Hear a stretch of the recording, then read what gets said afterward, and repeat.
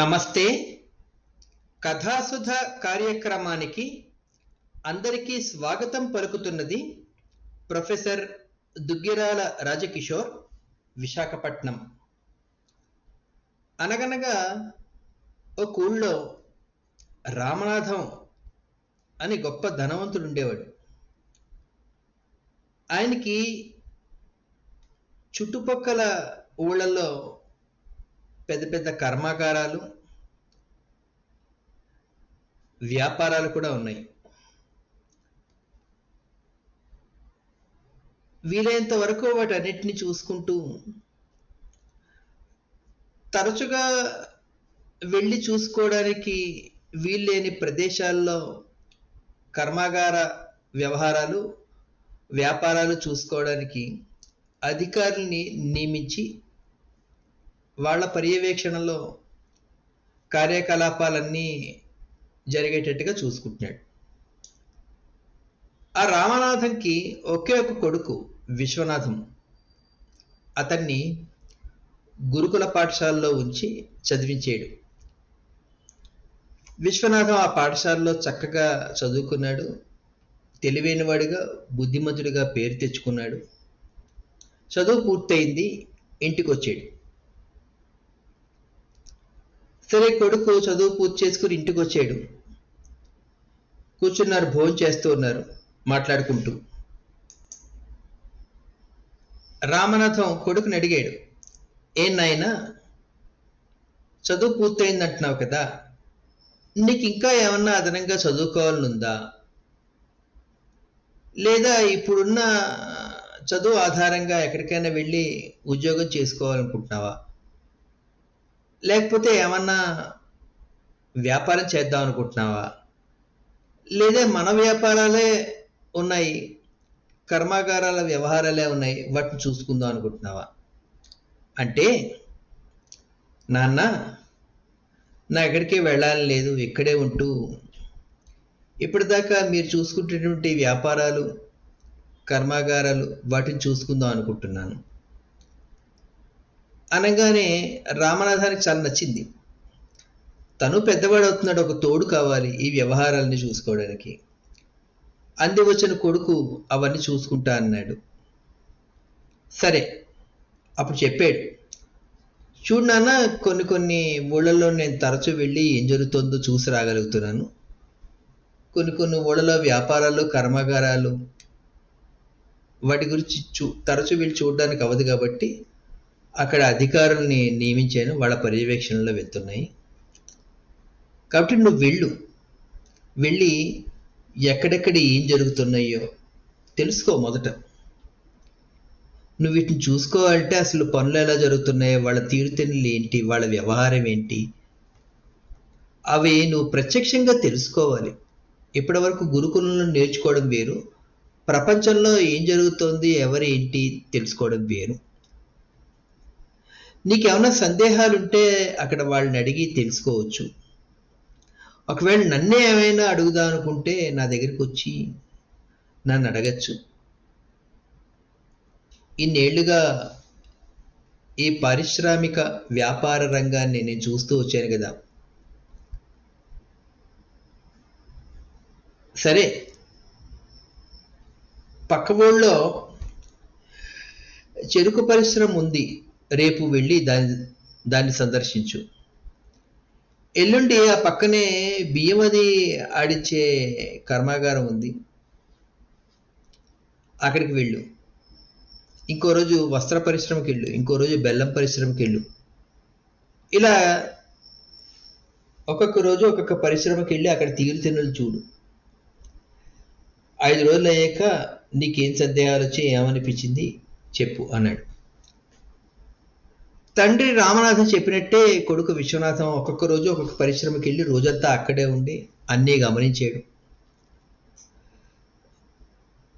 సరే, వెనక్కి వచ్చాడు 5 రోజులు అయ్యాక. నాన్న చెప్పినట్టు రోజుకు ఒక పరిశ్రమ చూసి వస్తూనే కొంచెం అతనికి అసహనంగా, చికాగ్గా అనిపించింది. తండ్రి గమనించాడు.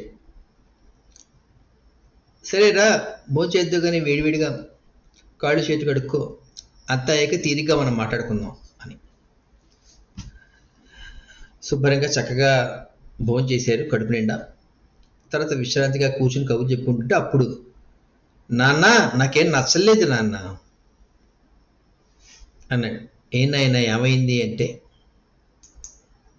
మన కర్మాగారాల్లో మన వ్యాపార సంస్థల్లో పని వాళ్ళకి చాలా స్వేచ్ఛ ఎక్కువైంది. వాళ్ళలో కొన్ని లోపాలు నేను చూశాను. వాళ్ళని అలా ఊరికిన అలా స్వేచ్ఛగా వదిలేయకూడదు. లోపాలు సరిచేయాలి, కొంచెం కఠినంగా వ్యవహరించాలి మనం అంటే. ఏమైంది నాన్న, నువ్వేం చూసావు చెప్పు అన్నాడు. పని వేళల్లో కొంతమంది ఊరికి నిద్రపోతున్నారు నాన్న, కొంతమంది ఏమో కబుర్లు చెప్పుకుంటున్నారు నాన్న, కొంతమంది ఏమో మధ్యలో అనుమతి తీసుకుని బయటికి వెళ్ళి వస్తున్నారు నాన్న. ఇంకా చెరకు పరిశ్రమ చూసేనా, అక్కడ బోళ్ళంతా వ్యర్థంగా బయటపడేస్తున్నారు నాన్న. బియ్యం అయితే బయటలా ఆరబోసేస్తున్నారు, కుప్పలు కుప్పలుగా పెట్టేస్తున్నారు. గబుక్కుని వర్షం వస్తే అంతా పాడైపోదా ఏంటి? ఇంకా ఆడవాళ్ళు అంటావా, వాళ్ళ పిల్లల్ని తెచ్చుకుని పైనుంచి తాడు వేలాడేసి ఉయ్యాలు కట్టి ఆడిస్తూ కూర్చుంటున్నారు. అసలు ఒక పద్ధతిలో నడిచే పరిశ్రమేనా అనిపిస్తోంది నాన్న. వీడన్నిటినీ సరిచేయాలి. మనకు కఠినంగా ఉండకపోతే గనక చాలా పని గంటలు వృధా అవుతాయి, చాలా విలువైనవి వృధాగా పోతున్నాయి. అదిగో వర్షం కురిస్తే బియ్యం అంతా పోతుంది, అలాంటి వ్యవహారాలు నడుస్తాయి. కాబట్టి మనం వీటన్నిటినీ సరిదిద్దాలి నాన్న అని 5 రోజులుగా తను చూస్తున్నవన్నీ నాన్నకు చెప్పారు. చెప్తే అప్పుడు తండ్రి రామనాథం కొడుకుతో విశ్వనాథంతో చెప్తున్నాడు, నువ్వు అన్నది నిజమే నాన్న. వాళ్ళు మన దగ్గర పనిచేసేవాళ్ళు, మధ్యలో కాస్తంత వెసులుబాటు ఉండాలి, స్వేచ్ఛ అనేది ఉండాలి. వాళ్ళు వారంతా ప్రతిరోజు పనిచేస్తారు. ఏ రోజైతే వాళ్ళు పనిలోకి రారో ఆ రోజు మనం జీతం ఏమో కోత వేస్తాం. సో ఆ రోజు అందుకునే జీతం పోతుంది అనే ఉద్దేశంతో ప్రతిరోజు వస్తారు. కాబట్టి ఏ రోజైనా వాళ్ళు సెలవు పెట్టి బయట కాలక్షేపం చేద్దాం, లేకపోతే వాళ్ళ ఇంటికి సంబంధించి ముఖ్యమైన పనులు ఉన్నాయనుకుంటారు కదా, మరి ఒకరోజు సెలవు పెడితే మనం జీతం కోసేస్తాం కదా. సో జీతంలో నష్టం వస్తుందనే ఉద్దేశంతో వాళ్ళు రోజు పనిలోకి వస్తారు. రోజు పనిలోకి వస్తే బయట చూసుకోవాల్సిన ముఖ్య వ్యవహారాలు ఎలాగా, అందుకని కాస్త అనుమతి తీసుకుని వెళ్ళి వాళ్ళ పనులు పూర్తి చేసుకుంటారు. అలాగే నిద్ర అంటావా, మనిషి అన్నాక కాస్త అలసట ఉంటుంది, నిద్రపోతారు. అలాగే కాలక్షేపం కబుర్లు, ఆ కాలక్షేపం కబుర్లోనే కాస్త హాస్యం, సరదా, ఉల్లాసం, ఆ వాతావరణం నిర్మాణం అయ్యి వాళ్ళ అలసట అంతా తీరిపోతూ ఉంటుంది నాన్న. ఇంకా చూసావు కదా, అక్కడ బియ్యం కుప్పలు కుప్పలుగా ఆరబెట్టారు. వర్షం వస్తే ఏమవుతుందో అనే దిగులు కూడా వాళ్ళకి లేదు అని నువ్వు అంటున్నావు. ఎన్నో ఏళ్లుగా పనిచేస్తున్న వాళ్ళకి ఋతువులు, ఋతుధర్మాలు, ఎప్పుడు వర్షాలు వస్తాయి ఏమిటి తెలుసు. దాన్ని బట్టి ధీమాగా ఉంటారు. వర్షం వస్తుంది అన్నప్పుడు ఒళ్ళు దాచుకోకుండా కష్టపడి అంతా బస్తాల్లోకి ఎత్తి జాగ్రత్త పెడతారు కదా. సరే, చెరుకు పరిశ్రమలో బోళ్ళంతా వ్యర్థాలుగా పారేయడం జరుగుతుంది అని అంటున్నావు కదా. బోళ్ళంతా వ్యర్థాలుగా బయట పారేయడం అనేది ప్రతి పరిశ్రమలో కూడా జరుగుతున్నాయి.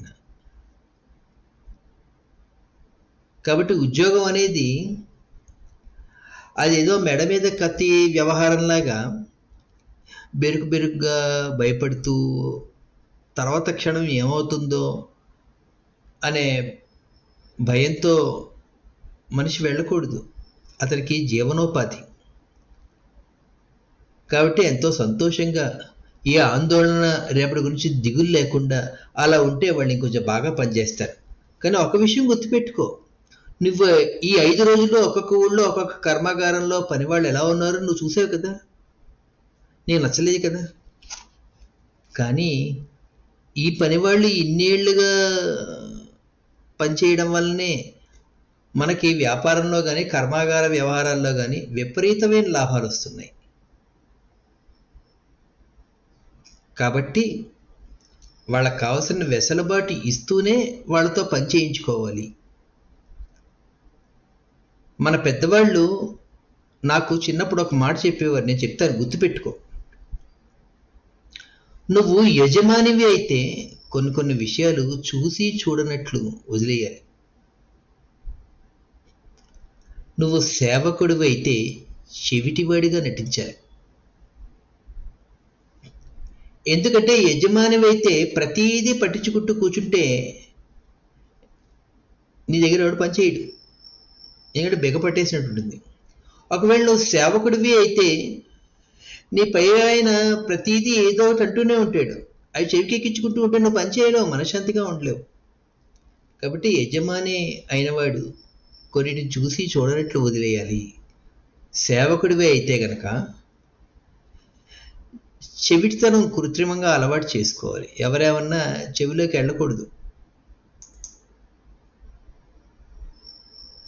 అధికారిగా కరకుదనం చూపించాలి, కానీ కరకుదనం అనేది అన్ని వేళలా పనికిరాదు. సందర్భాన్ని బట్టి వ్యవహరించాలి. దీనికి కాస్త లౌక్యం కూడా కావాలి. అనుభవం నీకు నేర్పిస్తుంది. అలా వెళ్ళగలిగితేనే జీవితాంతం ఎంతోమంది మన దగ్గర ఉంటారు, పనిచేస్తారు. వాళ్ళు వాళ్ళ కుటుంబాలు కూడా సంతోషంగా జీవిస్తారు. ఆ సంతోషం నుంచే మన ఎదుగుదల, మన సంతృప్తి మనకి చేకూరుతాయి అని రామనాథం తన కొడుకు విశ్వనాథంతో చెప్తాడు.